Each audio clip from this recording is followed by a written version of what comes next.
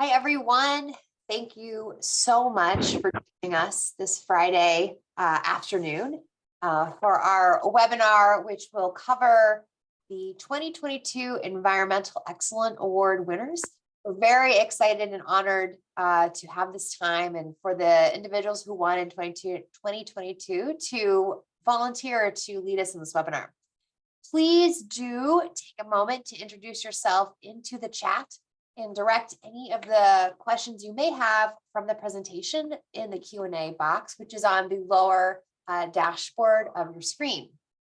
We are actively monitoring the Q&A, and this time, as opposed to holding all questions to the end, we'll actually be having questions after each of the 3 separate presentations, which is really exciting.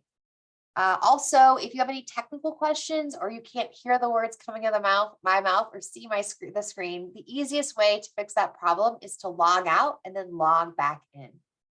Also, just for your awareness, we are recording this webinar, and therefore the recording and the PDF of all the slides will be available by the end of the month for all WEDA members. So please do consider becoming a member if you're not.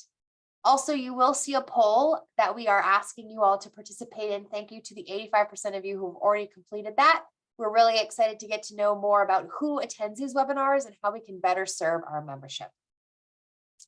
Again, if you wanted to introduce yourself into the chat, that would also be great so other people on the webinar can see who is also on this webinar.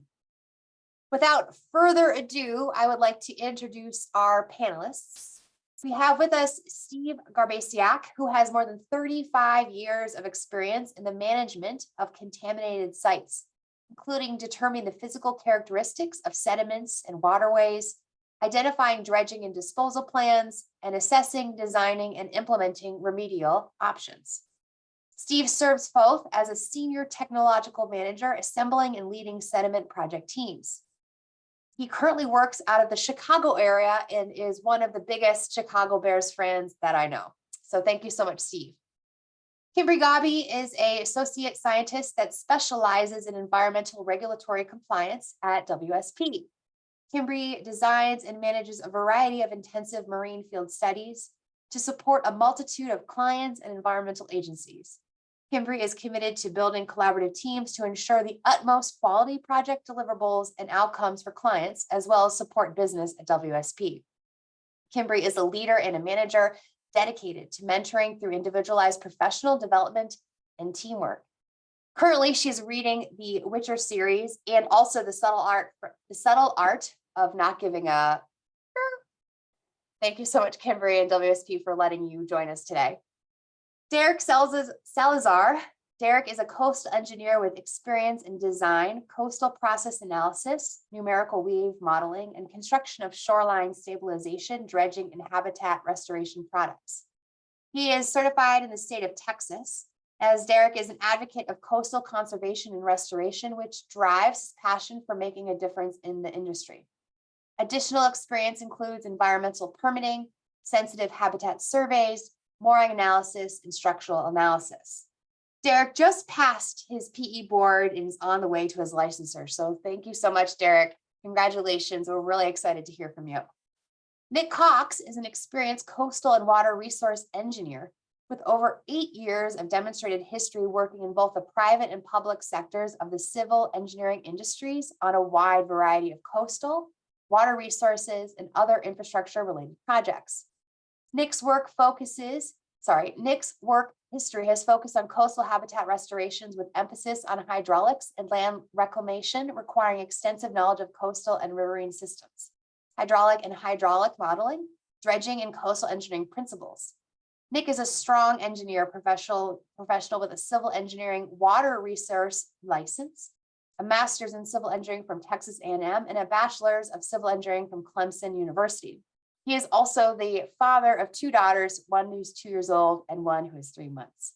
So again, thank you so much to everybody for joining us, and I look forward to learning from your presentations. Over to you, Steve. Awesome. Catherine, if you want to check it out, somehow the chat might not be working for everybody. Some folks posted in the Q&A box. So I think you are the host that might be able to fix that because I couldn't figure out how to do it. Figuring now. Thank you, guys. Cool. So I want to introduce the, in the award category of navigation dredging, we heard Kimberly Gabi's introduction there from Catherine. She's of WSP Environment and Infrastructure Solutions, and she'll be the presenter today. The project title is the U.S. Navy and U.S. Coast Guard project at Ballast Point, San Diego, California. The Coast Guard and Navy collaborated to develop multi-purpose habitat from repurposed pier demolition rubble, maintenance dredge sand at Ballast Point, San Diego, California. The project restored a recreational beach, stabilized a seawall, reduced shoreline erosion, created an eelgrass habitat, and one more thing, added a rocky reef. So I'll hand it over to you, Kimberly. Thanks, Steve. Hi, everyone.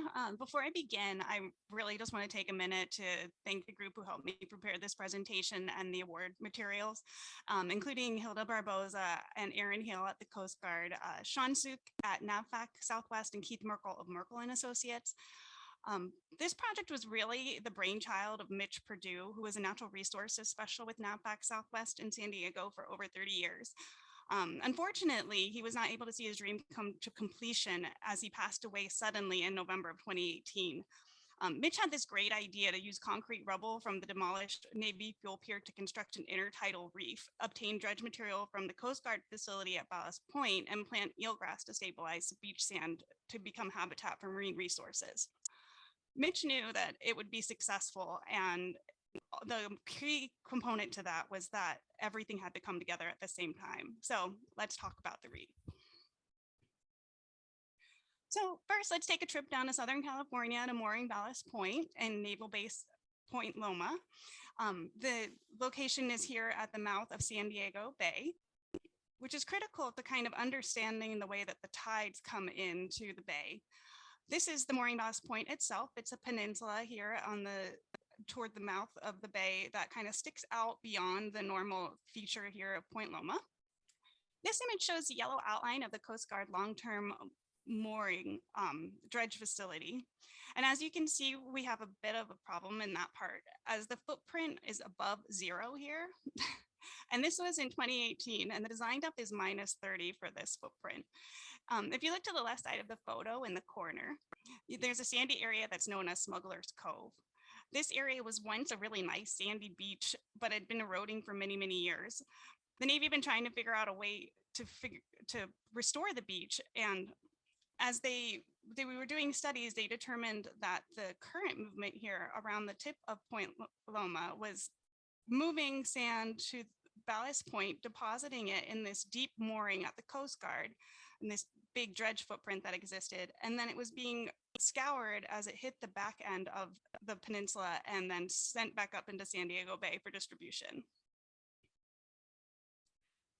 So, like I said, the Coast Guard had a problem. This is that -0 feet and above area that needs to be dredged.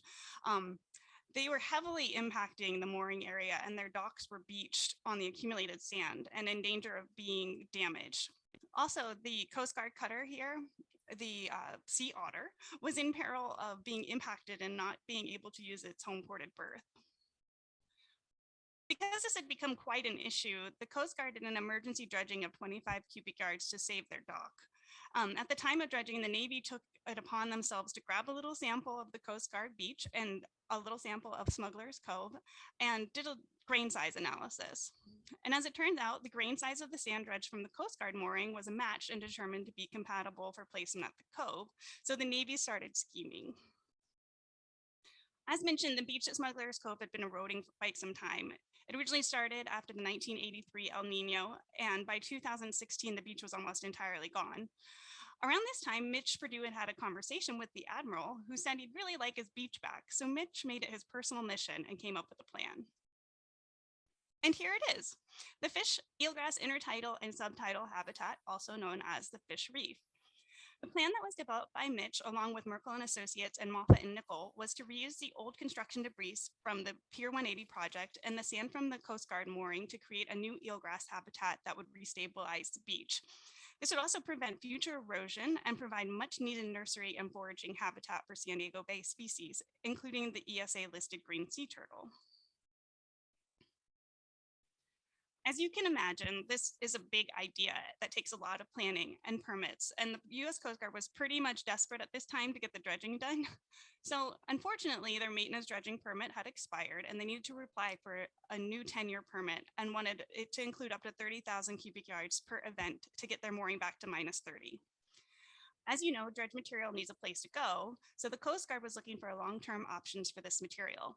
So that's when they called us up at Wood, now WSP, and so we hopped on the sampling analysis and permitting for the dredging. They wanted to award the dredging in summer of 2018 to complete it before the California lease turn in water work window.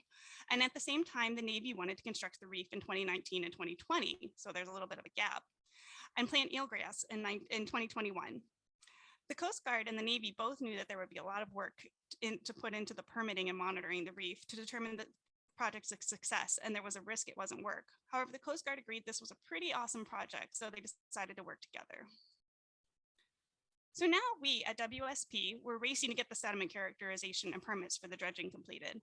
The sediment was perfect, but there was a time gap between when the dredging was happening and the Navy would need the sand. So collaboration had to occur between the Coast Guard and the Navy that involved the Coast Guard stockpiling sand at Ballast Point while the Navy secured permits to construct the reef and place the sand at the cove. We were rolling. And then an unprecedented at the time government shutdown occurred. Several agencies and the Coast Guard themselves were furloughed for an extended period at a crucial moment in dredge permitting. However, while these entities were shut down, the rest of us were still working hard to make this project happen. Now, a key piece to this puzzle is that the agencies had a unique interest in this project. Prior to the shutdown, the Coast Guard and the Navy invited the regulators to come out and see the location and get a feel for the project. Once they saw how good this idea was and how lovely the location is, they gave them a vested interest, and it helped the Coast Guard and the Navy out. Secondly, the Coast Guard was still in need of long-term placement for their location of dredge materials, so they and the Navy worked out a 10-year agreement for subsequent dredging events to place the Coast Guard compatible sediment near shore at the Silver Strand. There were a lot of chats and ideas on how to do this quickly, and one of the key decisions was to forego getting the lawyers involved to prepare a memorandum of understanding between the parties. So here we are with our placement options.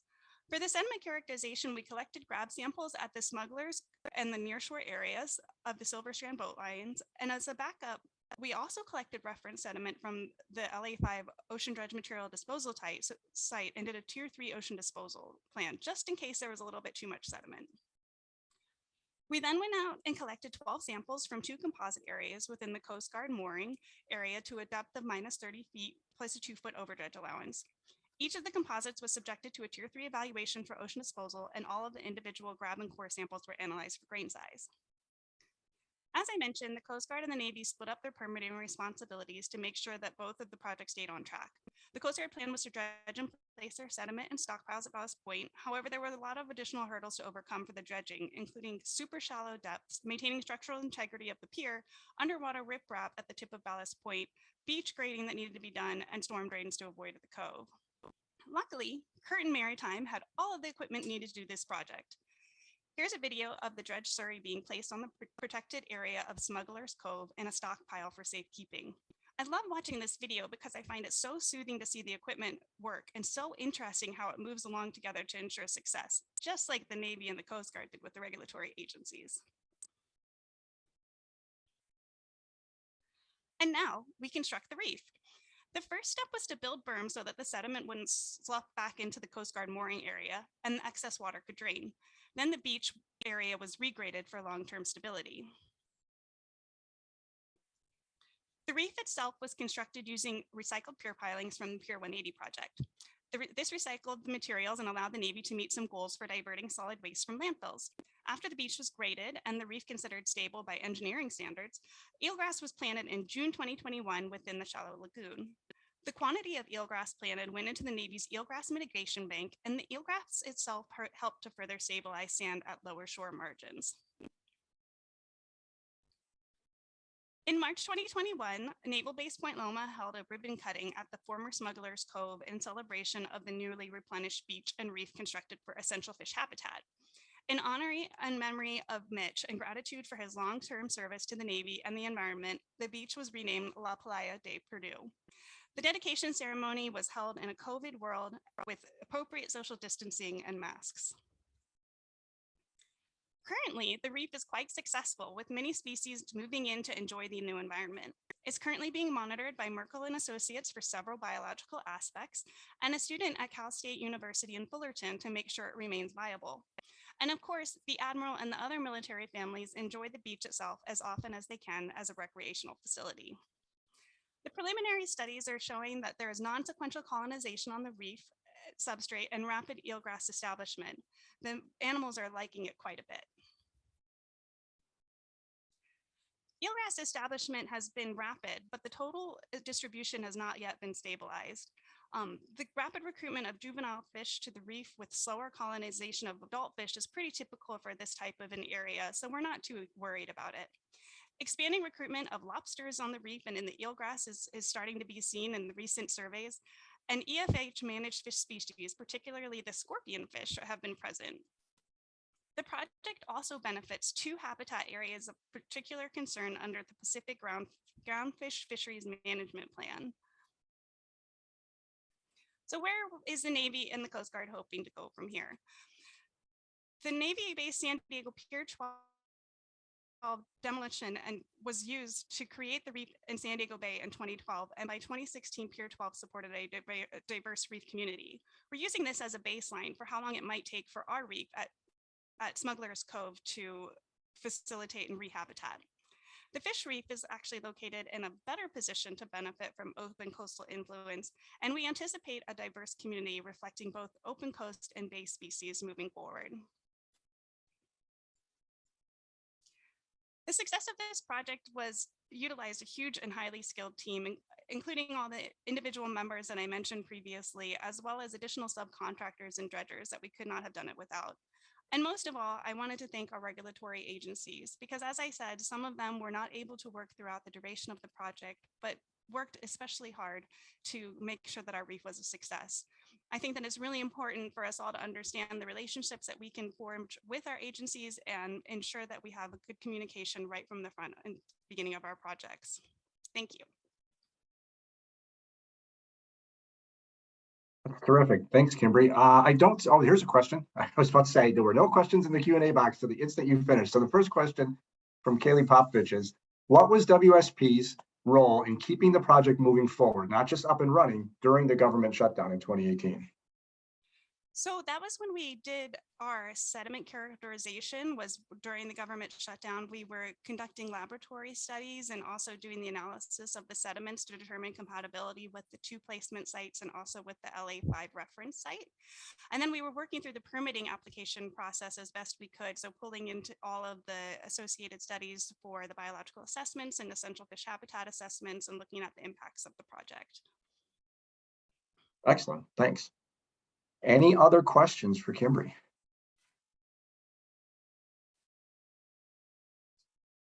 Going once, going twice. All right, great. Thanks, Kimberly. We'll move on to the next one. Appreciate your presentation. Thank you. So, for the Mitigation and Adaptation to Climate Change Award category, Derek Salazar of Mott McDonald is going to be the presenter. He's going to be presenting on the Cedar Bayou and Vincent Slough reopening project in Aransas County, Texas.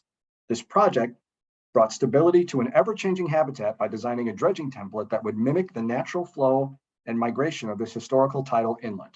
This should reduce the amount of future maintenance dredging events, and the opening of the Cedar Bayou inlet creates incredible benefits to the many habitats in the area, including, but not limited to, fish hatcheries and spawning areas, marshlands, and sanctuaries for migrating birds. Derek, are you ready? Take it away. Hi, Steve. Sure am. Thank you for the introduction.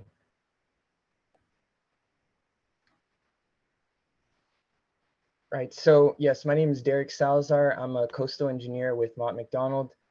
I'll be presenting the restoration of the Cedar Bayou and Vincent Slough Inlet. Now, this project was a joint effort between Aransas County, FEMA, U.S. Fish and Wildlife, and various other project stakeholders. It touched a lot of hands, and I was lucky to be a part of the design and construction phases of this last phase of the project, which included dredging and construction as well as final design and permitting. So Cedar Bayou is a very unique area along the Texas coast that has a very long story that I intend to summarize pretty quickly for this presentation. This project highlights how we can use dredging to improve the environment and yield immediate benefits to the surrounding community. Here's a project site map where you can see Cedar Bayou. Cedar Bayou is a historical natural tidal inlet. This yellow box here shows Cedar Bayou, which is the main hydraulic connection between Mesquite Bay and the Gulf of Mexico. It's isolated from other inlets. We've got the Corpus Christi Ship Channel in Port Aransas about 20 miles south, and the Matagorda Ship Channel about 35 miles north. When the inlet is open, it enhances the surrounding bay system by providing circulation to 22,000 acres of Vincent Slough marshes. Vincent Slough is this area right here, so it does have a slight connection into Cedar Bayou. They connect at a point near the beach and then connect to the Gulf of Mexico. This area serves as a migratory fish pass for marine life, but is also very sensitive to the other habitats that it provides home to. Historically, the inlet's hydraulic connection to the Gulf has frequently migrated and closed due to the dynamic conditions that we'll talk about a little further. Now, why is it important? It was determined through 3 related studies performed by the Hart Research Institute that the opening of the Cedar Bayou and reconnecting of Mesquite Bay to the Gulf of Mexico leads to an increased presence of numerous species that are vital to Texas ecology and the economy. The open inlet provides robust connectivity between a productive estuary and the Gulf of Mexico and is anticipated to reinstitute the natural processes vital to the ecological stability of Aransas, Mesquite, and San Antonio Bay regions with its current reopening project or effort in 2021. An open Cedar Bayou provides sanctuary for redfish, drum, trout, blue crab, shrimp, and results in a large food source for some migratory birds such as the endangered whooping crane, as you can see on the right there. The Hart Research Institute found that Port Aransas and Packery Channel, the 2 closest southern inlets,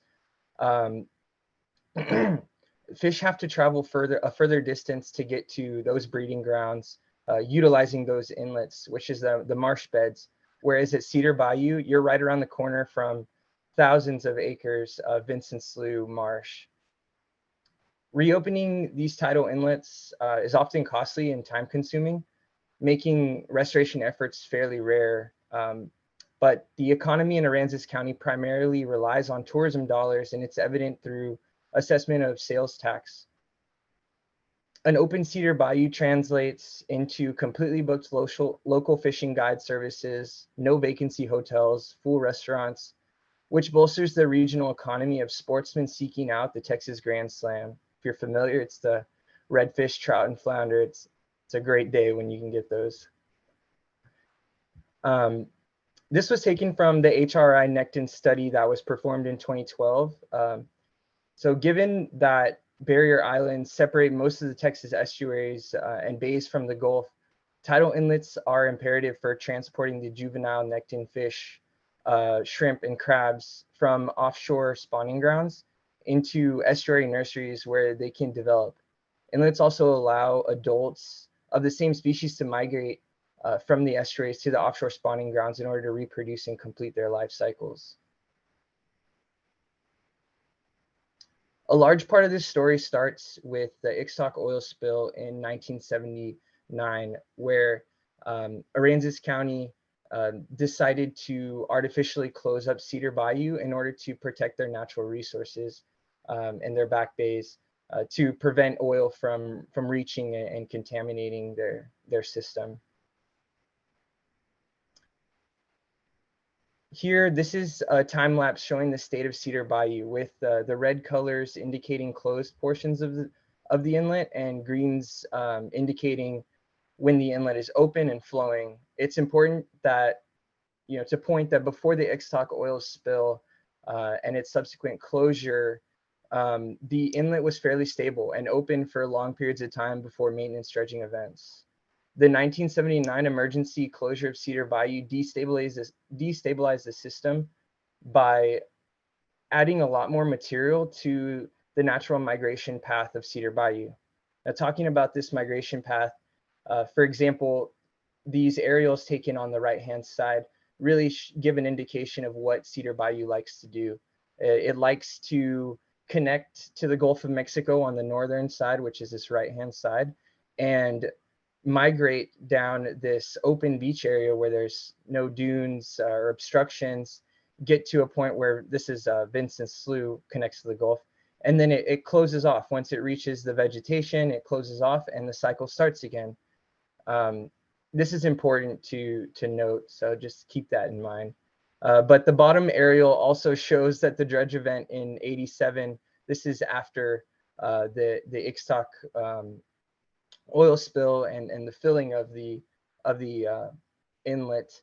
It's important to note that a lot of this material was placed right directly in the migration zone, so where that channel wants to naturally migrate through, which resulted in a period of time after 1980 of a very unstable inlet that was closing and very hard to remain open because the additional material in the system just continuously causing issues. In 2014, the first phase of the project was completed. Cedar Bayou was reopened, and a monitoring effort began where we really took a close eye on what the channel was doing, how it migrated, and how we can dredge and restabilize the system in the future. Also, removing a large spoil pile from the previous dredge event was a large goal of ours. This chart here shows a time lapse of habitat acreage. So this is before the 2014 opening. You can see estuarine wetlands were around 30 acres within the project review area, and you've got seabeds and smooth cordgrass also a part of this timeline here. And you can see as soon as the pass was opened in 2014, we saw a direct increase in a lot of these habitats. And then you see in 2017, Hurricane Harvey happened, and the next event, in this Cedar Bayou story includes the effects of Hurricane Harvey in 2017, which really wiped out a lot of the natural habitats in the area. Local fishermen, say this event was like shutting the lights off in Mesquite Bay. Surveys through 2019 show the need to reopen Cedar Bayou as soon as possible to reestablish the vital wetlands and seagrass habitats, and that's where our project starts to begin. But Harvey took a flowing and open Cedar Bayou, being a Category 4 hurricane that went straight through the Rockport and Aransas community. It did have a lot of negatives, but the one positive that we did see from Hurricane Harvey is that before Hurricane Harvey happened, this is an aerial on the top here, and this is the before and the after aerials. Before Hurricane Harvey, large dunes left over from the previous dredging events had colonized the migration zone where Cedar Bayou likes to naturally migrate through, which hindered the progression here.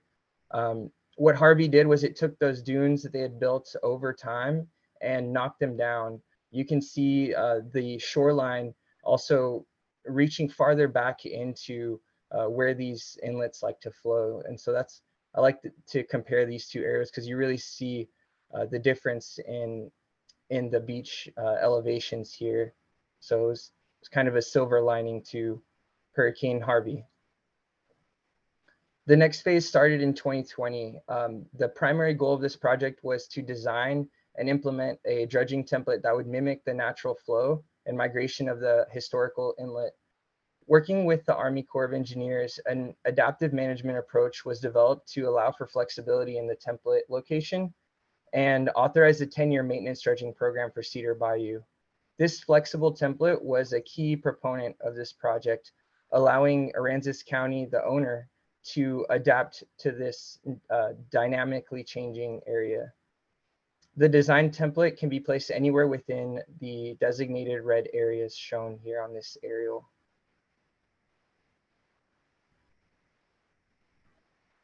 So how did we design the new template? Our goal was to minimize dredge volume by utilizing historical aerials and maximize the amount of flow through Cedar Bayou in order to maintain an established connection for as long as possible. The plan was developed using topographic and bathymetric data, sensitive habitat surveys, and monitoring of the natural tendencies of the inlet migration. The goal is to minimize dredge volume, protect sensitive habitats, and increase longevity. Here you can see this was taken in 2020. So post Hurricane Harvey, that you can see both Vincent Slough and Cedar Bayou already trying to make some initial connection to the Gulf there. Now, next, we assess the channel's natural tendencies by plotting these spaghetti model looking type lines that represent the inlet's natural thalwegs or main channels, all the way back to 1969, as far back as we could find aerials, essentially. Important trends that guided the design included that upper Vincent Slough hugs the west side of the site here, and that vegetation, it gets very deep. And lower Vincent Slough hugs this northern backside of the migration zone away from wave breaking. Upper Cedar Bayou flows around a large vegetated shoal and then joins together, reaching the migration zone. And at the migration zone, the outlet of the Gulf is perpendicular and starts its journey south. And that's that same sort of trend that it likes to do in this migration zone. So taking into consideration the environmental and hydrodynamic factors we just reviewed, we were able to lay out our newly proposed dredge template on the existing elevation models. The widening east connection of Cedar Bayou and Vincent Slough is something that was included in this proposed 2021 template. But as you can see on the left here, this is a 2014 template that took a much straighter approach for ease of constructability. But in 2021, as we mentioned, our goal was to take a more natural approach and try and mimic what the natural tendencies of the channel were. And as you can see, this aerial on the top here shows immediately after the 2014 opening where you had the straight channel, you can kind of see remnants of the straight channel. About 48 hours after the channel was open, we had a migration of this channel, and this sort of morphological change happened almost immediately.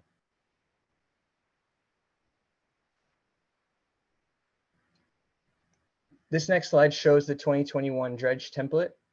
The placement area is far away from the migration zone, as we initially had 2 placement areas permitted, and we decided to go with the more farther one this time around, just to ensure that that material stays out of the system this time around, in hopes to prolong that time frame that the pass is open.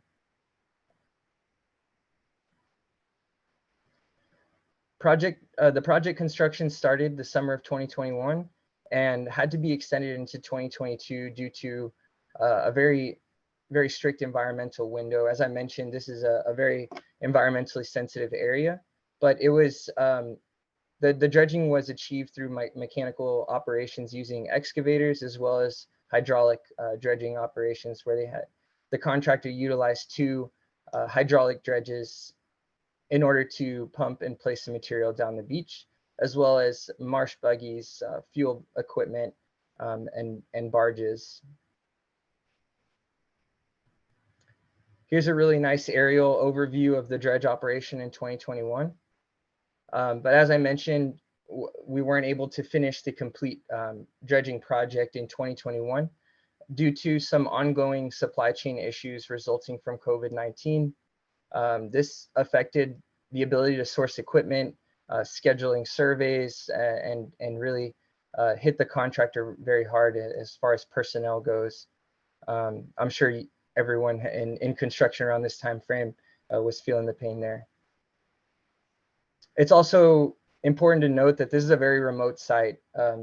Just to get to the site, it's about a 45-minute to an hour boat ride, depending on the conditions. So just to give you a bit of an idea there. This is the 2022 dredging operation, and really the adaptive management approach allowed us to return back to the site and complete the dredging operation despite the setbacks that we had in 2021. So you can see here, Upper Vincent Slough was the last portion of material to get dredged from the system, starting at this star and moving up in the north direction. And the contractor took a little bit of a different approach here, since the area was so dynamic. When you try and come back a year later, the channel was completely different. As you can see, this is similar to what the design template was anticipated to look like, but what you can't see is the shoals that were moving underneath the water and making it very difficult to access for fuel, equipment, pipelines, etc. The contractor used a hydraulic pump with a sand production head mounted on a marsh excavator. It was a fairly innovative solution to this really dynamic area. The adaptive management approach has worked well for Cedar Bayou, and methodologies used to develop this project can easily be transferred to hydrologic restoration dredging projects within ephemeral inlets aimed at enhancing environmental habitats throughout the world.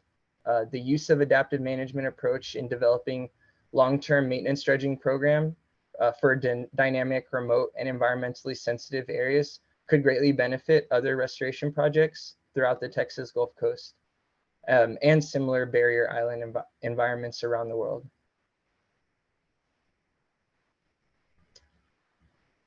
Thank you. That's great. Thanks, Derek. Appreciate it.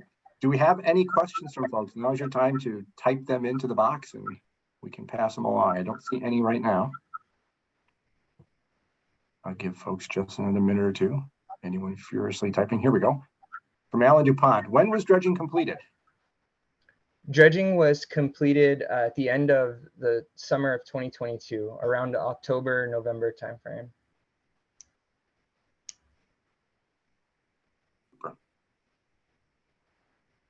This is from Jocelyn Wall. How did you deal with the pedestrians next to the construction equipment? That was an ongoing struggle. Really, it's hard to tell a fisherman not to fish an area that is, very, very productive. So a lot of signage and a lot of effort from the local community and the county, really involving their sheriff's department to help just deter folks from taking their boats out there. Really, it was a safety issue when you're dealing with all the dredge pipe. But yeah, it was fairly hard, and the contractor had to make a lot of calls as to what they felt comfortable with and how far the public could get to their operation on a daily basis, depending on where they were at the time. Yeah, I'll follow on with that one. Had you anticipated that being an issue, and did you get the level of potential interference or expected, or was that a surprise? Yes. So in 2014, I know that the project construction phase went through the same level of issues. So it was expected to a certain level, but since then, it's been a long time, and I think the public was really itching to get Cedar Bayou open and to utilize it when it's at its fullest potential. Excellent. Oh, we got a few questions. We'll see if we can get through these. From Jimmy Hill, what is the dredging frequency and how often are the channels monitored or surveyed? The dredging frequency, we've got a permit for maintenance dredging for 10 years.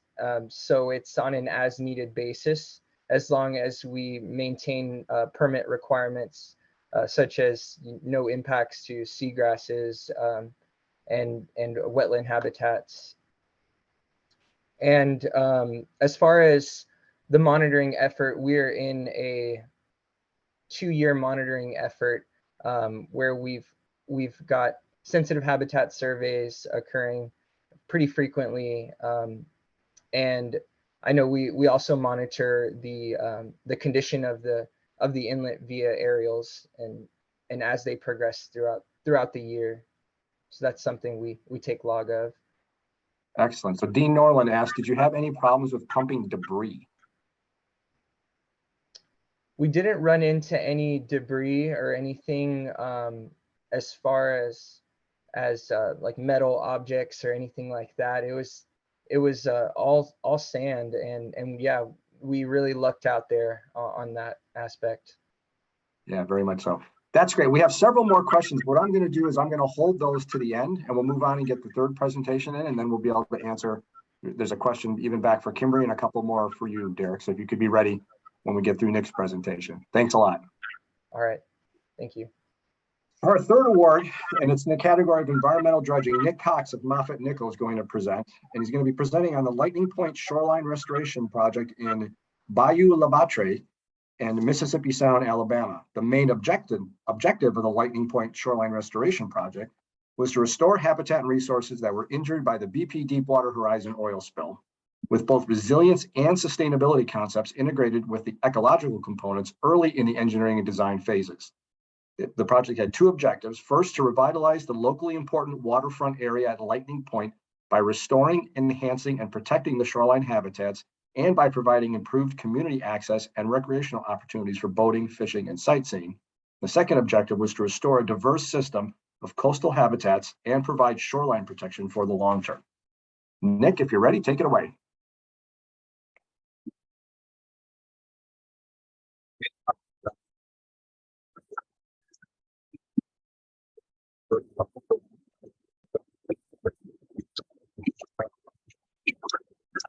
Might be having some audio issues, or is that just me, Catherine?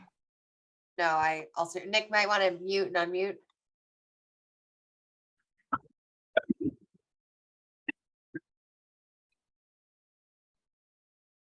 No. It worked before. Yeah, we did the dry run. It worked fine. Do you want to maybe disconnect and reconnect? I can kick a couple of those questions we had for Derek. How's that? Can you hear me? Oh, there we go. Much Perfect. better. There we go. I had to unplug and replug my headset. Okay, let me back up. All right, thanks again, Steve. And good afternoon, everyone. So I'm Nick Cox, a coastal engineer with Moffett Nickel. I've been working throughout the Gulf Coast on coastal restoration projects for more than 12 years now. On behalf of the Nature Conservancy, I just wanted to say how appreciative we are for the recognition of this important project. And we're, of course, excited to share a brief overview of the project today. All right, so what is the Lightning Point project? The Lightning Point project is at its core a living shoreline project, and this project has been nature focused from the start. Of course, working for the Nature Conservancy, the focus has always been on habitat and ecological production in all of our design components of this project. As Steve said, the objective for the project was habitat restoration and really optimization of environmental services to restore damages from the Deepwater Horizon oil spill. So every component was optimized for ecological uplift at this project site. From a dredging perspective, the project involved dedicated dredging from 2 different borrow sources with 2 different types of dredges, which is unique, to create the platform for this habitat. Project was funded by NIFWIF, the Gulf Environmental Benefit Fund, and project components, I guess, in construction order are the rock riprap breakwaters for shoreline protection, the dredging and marsh creation, tidal creek and scrub shrub habitat creation, and also some vegetative planting at the end. All right, so Bayou La Batre is in Alabama. It's in that far southwest corner of Alabama on the coast. And really, why restore Lightning Point? The Lightning Point area is the gateway to Bayou La Battery. It's a vital shipbuilding and seafood industry. And there's some important and critical local infrastructure that needed protection. The Lightning Point Boat Basin serves as really as community access to the entire surrounding waterways as kind of the single point of entry there. And roughly 1,000 feet of shoreline retreat had been observed since about 1916. This area is just culturally and ecologically valuable for the city of Bayou La Battery, and the area was used as a staging area for response to cleanup efforts for the Deepwater Horizon oil spill, which had direct adverse impacts at this project location. So real quick, some historical shoreline contours. The red line is from 1915 and the yellow line is from 1954. So you can see just how much shoreline has been lost in the past 100 years or so. There is a gray line here in the middle that was from before 2017, right before we started designing the project. Hurricane Nate hit and we immediately lost 30 feet of shoreline during project design, which was interesting. I guess with that, I'll get into some of the project components, just a real quick overview of what we did. Starting with the marsh platform design, this was the key component of the design. Of course, the key to a healthy intertidal marsh design is elevation. You know, in real estate, you hear location, location, location, but for marsh design, it's elevation, elevation, elevation. I'm sure some of you have heard that before, but the elevation of our marsh platform that we're going to construct is dependent on quite a few factors. Of course, the settlement of the dredge material once it's placed, intertidal water levels, sea level rise, all this. Really, for this site, we focused on typical tidal datums in terms of water levels. So, you know, you want that marsh platform to be intertidal. So you want, I guess, periods of wetting and drying. So that the elevation of the marsh platform needs to be within that high water and low water range. But we really focused on kind of a percent inundation. And that's key just to ensure the survivability of the target restoration species in terms of the types of plants that the Nature Conservancy wanted at the site. And of course, for coastal projects, we all know that resilient design involves incorporating climate change risks. So incorporating sea level rise impacts was also a key part of the project. And so we always take our water levels and project sea level rise out across the project design life. All right, so marsh creation. So there are two different marsh creation areas at Lightning Point. There's the East Marsh Creation Area and the West Marsh Creation Area. Starting with the East Marsh Creation Area, we designed a nearby offshore barrow. So this was dedicated dredging to build the East Marsh Creation Area. The contractor utilized an 18-inch cutterhead suction dredge and pumped about 250,000 cubic yards of material to create the 37-acre marsh platform. The tidal creeks and the scrub shrub berms that were built were excavated after the dredge fill consolidation. So that's a question we get a lot. So we did build the marsh platform first and then excavate the tidal creeks, and we used the material from the tidal creeks to build the scrub shrub berms, which provide some additional habitat variability across the marsh platform site and just changes in elevation. And the West Marsh Creation Area is much smaller. It's only 7 acres, but I think it's almost more interesting. So we worked with the contractor here and we kind of went beyond traditional dredging techniques to construct the West Marsh Creation Area. The West Marsh Creation Area is adjacent to an old Army Corps dredge material placement area. So that's kind of up here where I have these crudely drawn red squiggly lines. So this old DMPA was transferred to the Nature Conservancy, and we actually used a 10-inch swinging ladder dredge to create tidal creeks within this DMPA. And we used the material from dredging the tidal creeks to build the West Marsh Creation Area. So I thought that was unique. It kind of gives us a nice 2-for-1 in project features. We were able to add tidal creeks within the old DMPA while also building our West Marsh Creation Area. And that small 10-inch swinging ladder dredge was just fun to watch work. Sustainability, I think, is a key component of the project. Is this, we spent all this money building this marsh platform. Is it going to be sustainable over 20, 25-year design life? Yeah, I mean, it's kind of obvious if you look at the old shoreline contours. Marsh is not currently able to survive in this area. So we needed kind of some robust shoreline protection, which is where those rock riprap breakwaters came in. And so really here we're focusing on the wave forcing, which is what's resulting in our erosion at our site. And really we looked at the operational wave climate and the wave height distribution at the site. And based on some research of Spartina marshes in Alabama, we learned that the wave climate at the site is erosive for basically operational wave over about 80% exceedance. So about 20% of the time in your daily water levels, we have wave heights that are erosive at the project site for marsh. So we did use this information kind of to inform the geometry of the breakwaters. Unfortunately, we don't have time to really dive into the breakwaters, but we did, of course, build breakwaters to increase the marsh sustainability and let that marsh survive over the next 20 to 25 years. So we did incorporate tidal creeks within our marsh creation design, and this was done to increase the ecological productivity of the marsh. And I really wanted to show this just to highlight how this design was kind of habitat focused. We did kind of use an engineering with nature approach to our tidal creek design. You know, a lot of times you see marsh creation they throw some kind of just nice sinusoidal tidal creeks in. What we did was we analyzed 5 nearby tidal creek systems. So this is in a bay just to the west of the project site.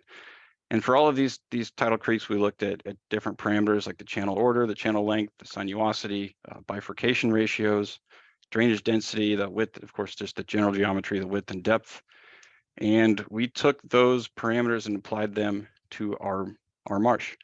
And so what we ended up with is 4 separate third order tidal creek systems. So there are 3 separate tidal creek systems on the east side and 1 on the west side.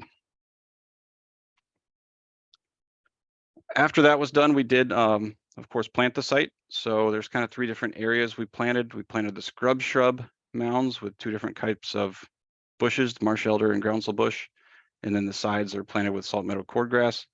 The tidal creek banks are planted with smooth cordgrass, what everybody knows of as Spartina, which has really taken off. And the marsh creation area platform itself was planted with juncus, that black needle rush. Okay, so how resilient was this site? Immediately after construction, the contractor finished dredging in early summer of 2020.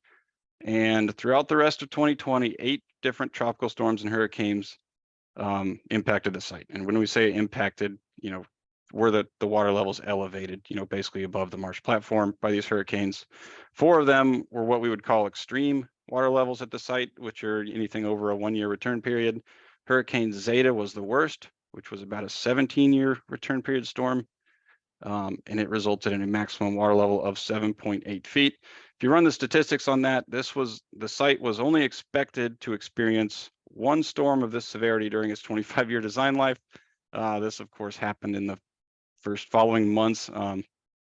Yeah, we do expect more storms. But so was the project resilient? The easiest way, I guess, to look at that is just by looking at post-storm imagery. So this is a picture of the East Marsh creation area immediately after Hurricane Zeta, which again had that 7.8 feet maximum water levels at the site. And really there was no significant damage. If anything, the scrub shrub mounds were flattened just a little bit, maybe rounded out a little bit on the edges, but no major damage, nothing that would affect the productivity of the marsh. It's always nice when you can see your projects on Google Earth. So this is a fairly recent image from 2023. You can see the project's holding up well. The vegetative plantings are finally starting to spread throughout the site, and we're hopeful in the next couple of years it'll all be green. You won't be able to see any sand anymore. But some quick lessons learned. There's quite a bit of words on this slide, so I apologize. I think the ones I want to just hit today, again, this is WEDA, of course, so alternative dredging techniques can provide additional project benefits. The use of that 10-inch swinging ladder dredge was pretty neat to be able to provide those tidal creeks in that old Army Corps DMPA. Yeah, and I think that the other big lesson learned we have here in the third one is that traditional engineering solutions can be optimized for habitat enhancement. And I think just the overall focus on habitat and ecological productivity of this marsh from the get-go really was a benefit to this project. So with that, thank you, and I'm happy to answer any questions. Great, thanks, Nick. Do we have any questions specific to Nick first? I don't see any. I see several. Still waiting for Derek. I'll give the typers a chance to maybe catch up to us, and then I'll.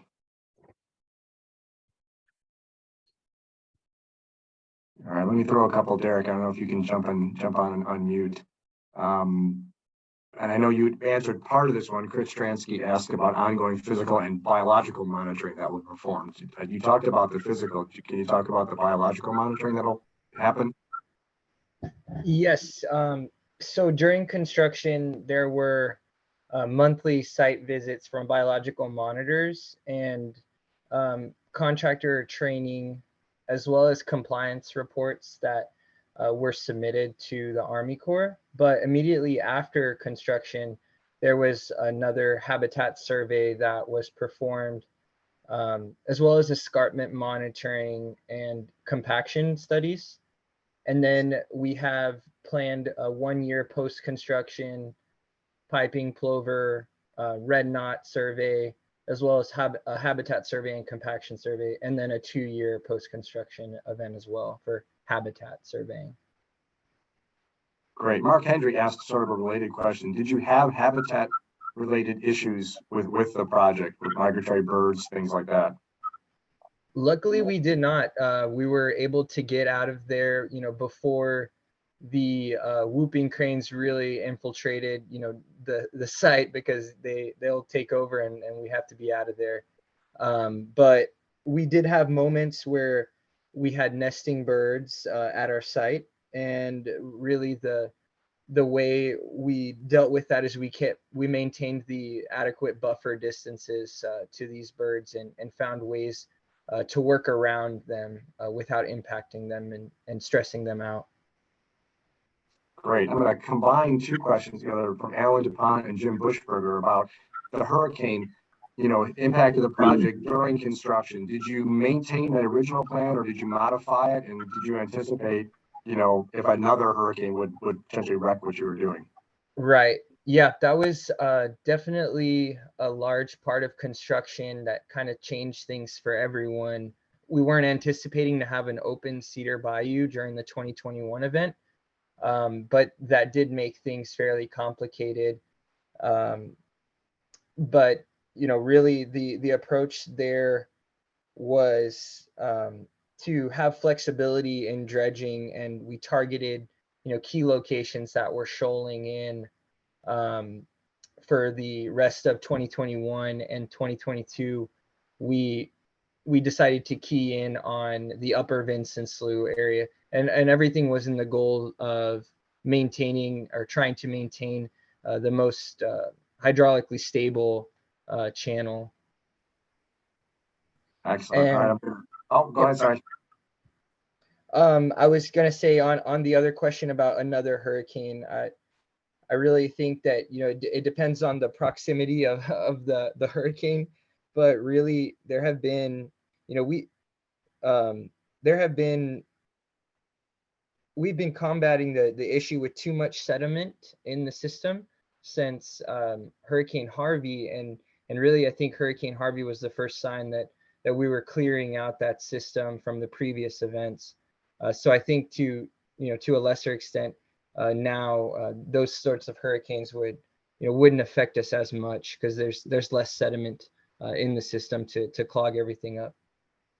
So we'll take one more. I know Kimberly typed an answer to a question someone had for her. Nick is typing an answer to a question for him. Folks can see that in the answered tab. Jocelyn Wall had one more question. How did you sell the modifiable template to the resource agencies? I think the need, there was a large need for this project and a lot of benefits. And we did have a lot of requirements, so we can't place that template. We're essentially binded to a cross section of 100-foot wide, and a certain cross section of dredge template. But where we shift that is what we kept flexible. So the actual layout of the template was what we got to be flexible with, and we did that in order to place the template in an ever-changing environment where you might have seagrass one year and then it's gone the next, and it's located elsewhere. So really it's in the main goals of the project. So I think just pointing those things out is what helped. Great, thanks. Thanks. I appreciate the effort from all three speakers. The awards were well deserved. You guys did a great job of producing a little bit shorter version than a normal WEDA presentation on your project, and that's really terrific. I want to wrap up here before I hand it back to Catherine to close things out, just to remind folks that on March 1st, an email went out from WEDA talking about all the different awards that are being offered and the nomination process. In particular, we've changed the approach on the Environmental Excellence Award this year. We've changed up the categories. The three new categories are partnerships and outreach education, innovation, and sustainability and carbon reduction or management. And what we really want to do with these is try and encourage more participation and recognize the wide variety of positive impacts that our dredging projects have across all the different types of work we do. In particular, we've been doing, like so many things in the dredging industry, we've been doing lots of things that are sustainable and contribute to carbon reduction and carbon management. And we want to start taking credit for that. So we've introduced that as an award category. I encourage folks to go to the page, take a look at that, and get those nominations in. I think that's the last thing I have to say. And it says on my script, I'm supposed to say go Bills, but I'm going to say go Bears and hand it back to Catherine. Thank you, Steve. Thank you again to everybody who attended our webinar today. And thank you for having the time and being here. Without you, nothing would have been possible. Please do check out the award webpage, that does list the new awards. Also, while on the webpage, please check out the different chapters as they have been posting their need for presentation proposals. That is specific chapter Eastern, and I do believe Gulf Coast. And then stand by for information for the upcoming April webinar. Thank you again, everybody. Have a great rest of your day and have a great weekend. Thank you again. Thanks, Catherine. No problem.